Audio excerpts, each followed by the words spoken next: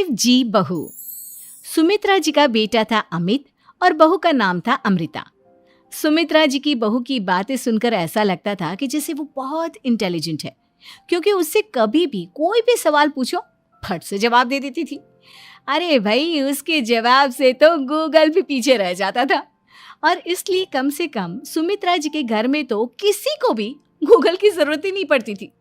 जब भी घर में कोई बात चलती, कोई कुछ भी कहता, तो अमृता फट से कह देती, ये तो मेरे साथ भी हुआ था, मुझे इसके बारे में सब मालूम है।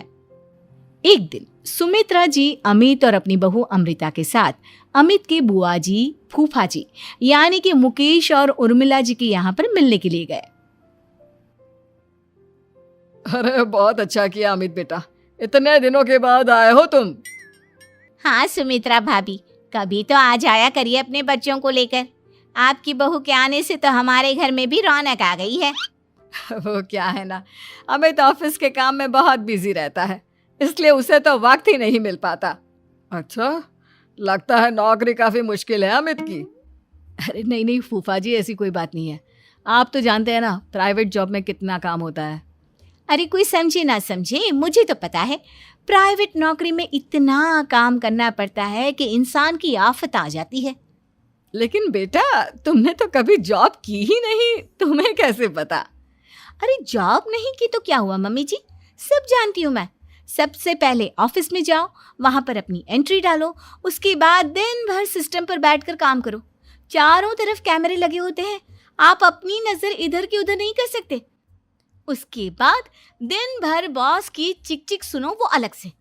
यही सब होता है, मुझे ना सब पता है। अरे बहू रानी तो काफी इंटेलिजेंट है, हर बात की खबर है इसको। थोड़ी देर बाद, अब देखिए सुमित्रा भाभी, इतने दिनों के बाद आई हैं आप, खाना खाकर ही जाना, ऐसे तो मैं आपको जाने नहीं दूंगी। वैसे बुआ जी, खाने में क्या बनाया है? वो क्या है ना बेटा, आज तुम्हारी बुआ जी की तबीयत थोड़ी ठीक नहीं थी, इसलिए हमने सोचा कि जब तुम लोग यहाँ आ जाओगे तो बाहर से खाना मंगवा लेंगे और साथ में बैठकर खाएंगे। लेकिन बस प्रॉब्लम इतनी सी है कि मुझे बाहर से खाना ऑर्डर करना नहीं आता। सोचा जब अमित आएगा तो उसी को बोल दूंगी। अरे मुझे आता है ना, मैं कर देती हूँ ऑर्डर। बताइए क्या क्या मंगाना है आपको? इटालियन, कॉन्टिनेंटल, इंडियन, पंजाबी, सब पता है मुझे। क्या बात है बहू, क्या घर में भी खाना रोज बाहर से ऑर्डर करती हो? अरे नहीं बुआ जी, ऐसी कोई बात नहीं है, बस मुझे ना सब पता है। कोई बात नहीं अमृता, मैं अपने फोन से ऑर्डर कर देता हूँ। अरे क्या बात है, आजकल ऑनलाइन डिलीवरी पर कोई ऑफर नहीं चल रहा है, वरना काफी पैसे बच जाते हैं। कैसी बात करते हैं अमित, मैं कह रही हूँ ना मुझे सब पता है। मुझे एक बहुत अच्छा ऑनलाइन डिलीवरी वाला मालूम है, जहाँ पर 50% ऑफ मिल जाएगा। और आज तो वैसे भी फ्राइडे है ना, फ्राइडे को तो उस पर 50-70% ऑफर मिलता ही मिलता है। अरे क्या बात है, इसके बारे में तो मुझे पता ही नहीं था। अरे बेटा, जिस चीज के बारे में किसी को पता नहीं होता, हमारी बहू को पता होता है। एक काम कर, तू उसी को ऑर्डर करने दे। क्या बात है अमृता बेटा, तुम तो बहुत इंटेलिजेंट हो, सब कुछ जानती हो। कुछ दिनों के बाद सुमित्रा जी की कुछ सहेलियां उनसे मिलने के लिए आती हैं। अरे सुमित्रा बहन कैसी हो, बहू कैसी है तुम्हारी? अरे पूछिए मत, बहुत इंटेलिजेंट है मेरी बहू, सब कुछ जानती है। क्या बात है, बहू के आने के बाद तो औरतें दुखी हो जाती है, लेकिन तुम तो बहुत खुश लग रही हो। वो क्या है ना, मेरी बहू है ही इतनी अच्छी।